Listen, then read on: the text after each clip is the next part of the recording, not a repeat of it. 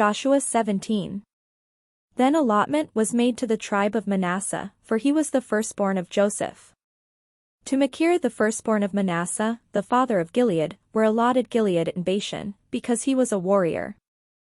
And allotments were made to the rest of the tribe of Manasseh, by their families, Abiezer, Helek, Israel, Shechem, Hepher, and Shemida. These were the male descendants of Manasseh son of Joseph, by their families. Now Zelophehad son of Hepher son of Gilead son of Machir son of Manasseh had no sons, but only daughters, and these are the names of his daughters, Mahlah, Noah, Hoglah, Milcah, and Tirzah. They came before the priest Eleazar and Joshua son of Nun and the leaders, and said, The Lord commanded Moses to give us an inheritance along with our male kin. So according to the commandment of the Lord he gave them an inheritance among the kinsmen of their father. Thus there fell to Manasseh 10 portions, besides the land of Gilead and Bashan, which is on the other side of the Jordan, because the daughters of Manasseh received an inheritance along with his sons. The land of Gilead was allotted to the rest of the Manassites.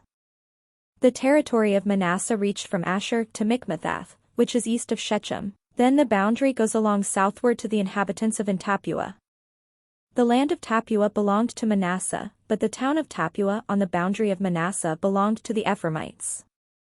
Then the boundary went down to the Wadi Cana. The towns here, to the south of the Wadi, among the towns of Manasseh, belonged to Ephraim. Then the boundary of Manasseh goes along the north side of the Wadi and ends at the sea.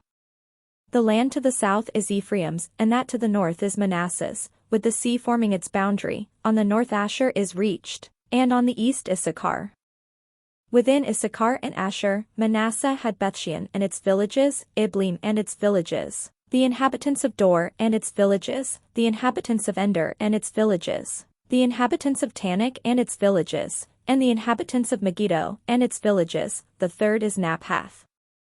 Yet the Manassites could not take possession of those towns, but the Canaanites continued to live in that land.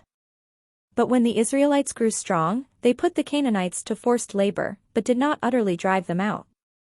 The tribe of Joseph spoke to Joshua, saying, Why have you given me but one lot and one portion as an inheritance, since we are a numerous people, whom all along the Lord has blessed?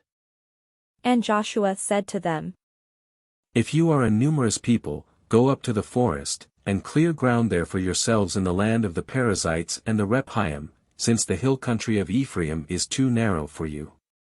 The tribe of Joseph said, The hill country is not enough for us, yet all the Canaanites who live in the plain have chariots of iron, both those in Bethshean and its villages and those in the valley of Jezreel. Then Joshua said to the house of Joseph, to Ephraim and Manasseh, You are indeed a numerous people, and have great power. You shall not have one lot only, but the hill country shall be yours, for though it is a forest, you shall clear it and possess it to its farthest borders. For you shall drive out the Canaanites, though they have chariots of iron, and though they are strong.